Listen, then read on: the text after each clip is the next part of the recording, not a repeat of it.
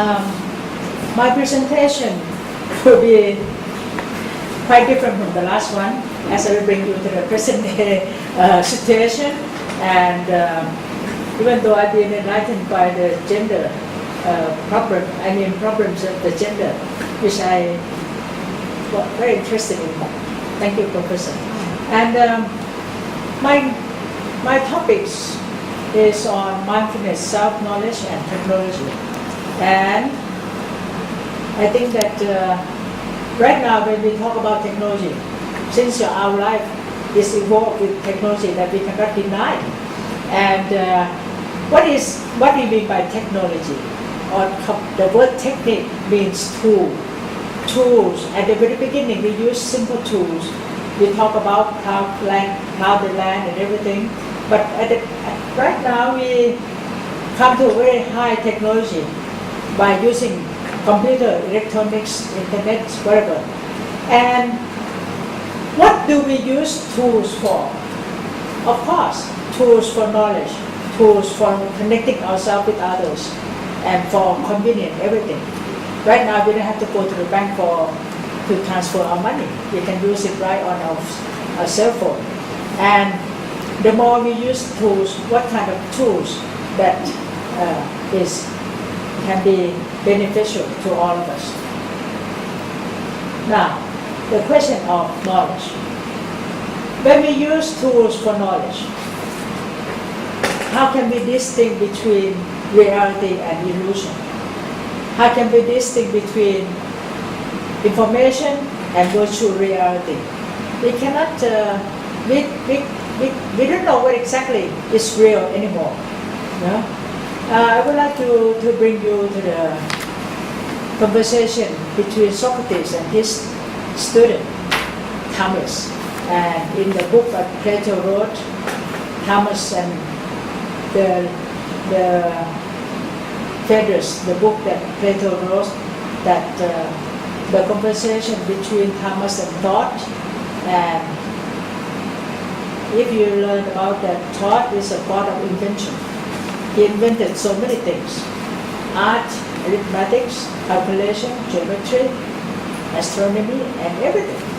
And what is the most important thing that he invented is the use of letter or writing.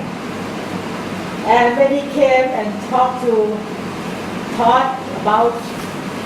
explain about his invention, that this can make people so wise through his invention, and what Thomas, the god of Egypt, thought about that. Thomas was a king of the Upper Egypt and supposed to be a very, very wise king. When we talk about writing, even writing itself, it cannot be can be that interesting. Those who are quiet will cease to exercise their memory and become forgetful. And they will rely on writing to bring things to their remembrance by external sign instead of by their own internal sources. As we can see that if you go to any place in the world right now, especially in the highway in America, you took all the signs out, you cannot remember how to get home. And even now, with the cell phone, we cannot even remember our close relatives because we have memory in our memory already in the cell phone. So whatever Thomas thought was very important, not for memory, and so for wisdom. Your pupil will have the reputation of it without the reality of it. We don't know what is real anymore. That's what we just talk about. And what is the right thing to do and what is not. What we receive is quantity of information without the proper instruction. And in consequence, we thought of very knowledgeable when we are at most quite ignorant. You see, with the cell phone, you can push anything. You can have all kinds of knowledge through. You can ask Google for whatever you want to learn. The question is, when we have our information with us, we think that we are very, very clever, very wise. And so Thomas said that then you'll be with the considered wisdom instead of real wisdom. Then we will be a burden for the society. And with this, we have the problem with our own self, that is, what should we do with our life when we have this repeating with us all the time and we think that we got everything with us. Jerry Mander wrote quite a long time ago, in 1978, 4 arguments for the elimination of television. That's only television. But if we apply television to everything, this is almost like the channel that we learn everything through our cell phone, to our computer. Or as humans have moved into totally artificial environment, our direct contact with and knowledge of the planet has been snapped, disconnected like astronauts floating in space. We cannot know ups and downs, between ups or down, truth from fiction, and condition we are accurate for the implementation of arbitrary reality. Television, computer, cell phone are recently example for this. So this is the place where we are in right now. And Jerry Mander also said about the expropriation of knowledge. Man no longer has direct experience upon the natural environment. We have everything in the box, always in the box. Never really touch what is real. Unlike Dario and Osama went to the field and worked on his peace car, then you touch the real environment. Yes. Yeah. Knowledge depends on scientific, technological, and industrial proof. We no longer have that. Yeah. We no longer have the reality of all things. So our knowledge are from scientists, technologists, psychologists, industrialists, economists, and the media. Their finding and opinion has become so our source. So they tell us what nature is, what we are, how we relate to the cosmos, what we need for survival, happiness, and how to organize our existence. So this is our source. We no longer find that ourselves anymore. So, what is between nature and man? High-tech man has no direction, has no direct contact with nature. Knowledge used to be the result from personal experience and direct observation, seeing, hearing, touching, tasting, and smelling. But through electronic communication, such desktop computer, cell phone, television, provide partial reality and expropriation of knowledge. This is what we are living in the present day. So, we are losing control of ourselves. Our life depends on electronics, technology, internet, television, radio, cell phone, desktop computer. Dr. Sorat never leave his cell phone or the computer in this day. He cannot live by without it. No, Dario either. But he all depends on that. At all times, connecting with another. Line, Facebook, IG, everything. No self-reflection. So when we involve ourselves within this gadget and everything around us, we have no time to have the sense of self-reflection, self-realization, always with others through media. One of my students said, we're no longer being lonely anymore. We cannot be lonely anymore. We have to be with other people at all times. And the values that we get is all from media. So we have no time to be alone, that's right, and no knowledge of the self, which should be the primary concern of man in every aspect. So, Niels Postman wrote on his Technopolis, which is quite an old book also. The world, at present world, has the word before confronted with information glut and has hardly had time to reflect upon its consequence. So this is the problem with the present day man. Life is in a box of media experience. In this case, one cannot distinguish between what is real and what is not real.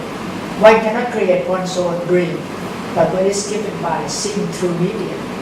Because seeing is believing in itself. Cannot realize one's goal or by others' creation. Become the victim of all advertisements. No knowledge of the self to have direction in one's life.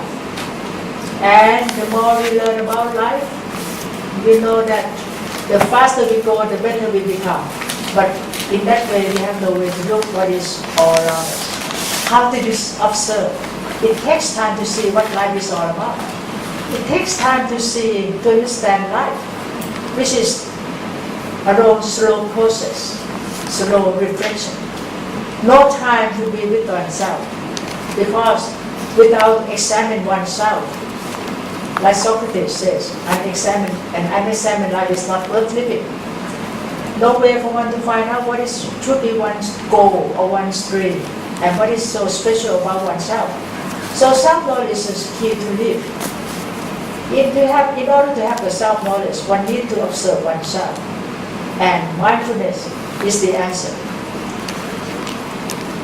How to be mindful. And this is a big problem in present days man.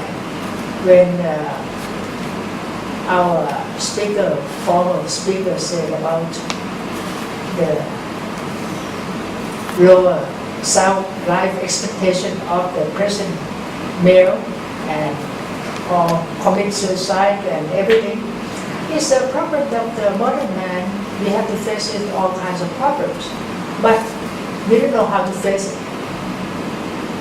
In this case, how to be mindful.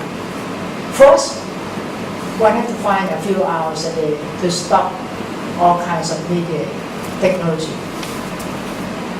Second is to back to ourselves, to be one with ourselves completely. Observing one's own breath, observing the rising and falling of the stomach, for example.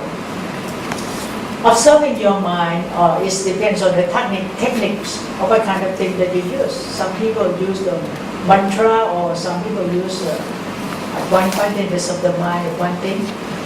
So observing your mind in action at all times, from moment to moment, letting go all the burdens. If we cannot let go of things, we will be in great trouble. With your mind at one pointedness, with the present, you will going back your energy, your hope, your dreams, and realize what is true happiness. Life then will be meaningful and healthy and with a sense of peacefulness. But without that, then we can be in a complete disaster. So, learn to live one life that is worthwhile and not to be the victim of our own creation or technology. But we have to create the life that we want through our own observation and being mindful and able to have the wisdom by realizing the characteristic of reality. The three characteristics of reality, which is the impermanent, the suffering of life, and see ourselves as a process of natural phenomena. Well, I can explain further if you have any more questions. So this is the trick. I think that leads one to have a worthwhile life and to be able to fulfill ourselves for the better. We are only responsible for our own happiness and nobody else. And I think either gender have to be able to reach to that point with the right kind of education, right kind of knowledge, and how to cope with the present situation that we have. This is a very short presentation between only 40 minutes, and compared to the last presentation, because I think we are all getting hungry and ready to finish. Any question? Just ask. Any questions? It Who was is wonderful. Thank mindful? That was fantastic. Yeah, really. Do we have time for a quick question? Yes, you do. Yeah. Thanks, Professor Chitata. I'm glad you mentioned actually our little trip with Daryl and massage, because that's exactly what I was going to talk about. It is really interesting when you touch nature with your own hand and you observe the interactions between you, nature, and vice versa. And that's when you realize how we are become so separated from nature. Yeah. It was amazing. When we entered nature, it's like it's one world, and then we came back, and I was telling Masato in the BTS station, after Daryl dropped us off, as soon as we got on the station tracks, I just felt like, oh my God, what a overwhelming, presence. And immediately, I don't know if you remember, Masato, I said, wow, it just hits you in the face, being transformed from one setting in nature with trees and now to this, the built structure. It really smacks you in the face. Not in an unpleasant way, in an interesting way, but you see the difference. It's just really, really powerful. So that's what I want to say. Thanks.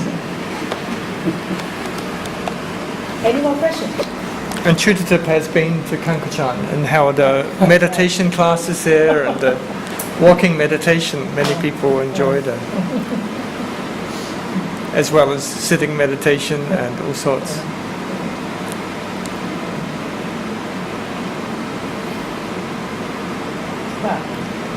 Okay, well, thank you. Any questions on Skype?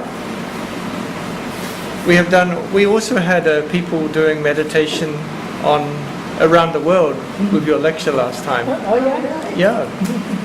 Do you think that TM, transcendental meditation, facilitates mindfulness, or is the wrong approach? Well, when the transcendental meditation kind of advertisement, people to lift themselves up, jumping up and down, that is not the main aim of all kinds of meditation. But at least the meditation I'm talking about, the main aims of the meditation should be, as I say, to understand the self, to be mindful at all times, and to know the reality of all things, that all things are changing and the process of changing, and to be part of the phenomena. And there's no such thing as a self.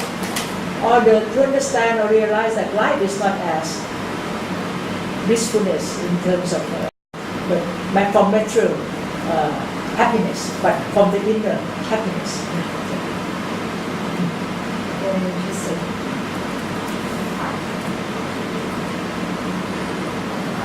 Any other comments? Okay, well, thank you very much, Chuditip.